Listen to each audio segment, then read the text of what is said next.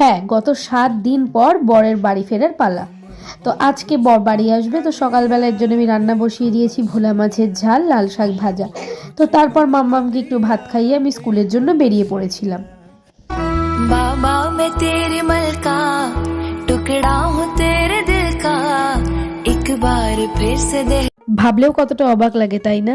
আজকে যেই বাবা তার মেয়েকে বুকে জড়িয়ে রেখেছে, একদিন সেই বুক ফাঁকা করে মেয়ে অন্যের ঘরে চলে যাবে। হ্যাঁ, এটা অনেক দূরের চিন্তা, কিন্তু তাও ভাবলেই না মনটা কেমন করে ওঠে। কি করা যাবে, প্রকৃতির নিয়ম। তো এগুলো অনেক পরে চিন্তা ভাবনা, এগুলো এখন থেকে করে কোনো লাভ নেই। তো এখন আপাতত মেয়েকে পড়াশুনো শিখিয়ে একটা মানুষের মতো মানুষ তৈরি করার ইচ্ছা রয়েছে, তো সেদিকেই আমরা এগোবো। আর এখানে আমরা সন্ধেবেলা চাউমিন, রোল আর ভুট্টা খেয়ে নিলাম, আর চাউমিন এগুলো খেয়ে একটু ডিনারের মতোই হয়ে গেল আর কি ব্যাপারটা। তো আজকের মিনি ব্লগটা কেমন লাগলো জানিও, ভালো লাগলে লাইক, কমেন্ট, শেয়ার করো আর চ্যানেলটা সাবস্ক্রাইব করো। দেখা হচ্ছে পরের ভিডিওতে। টাটা।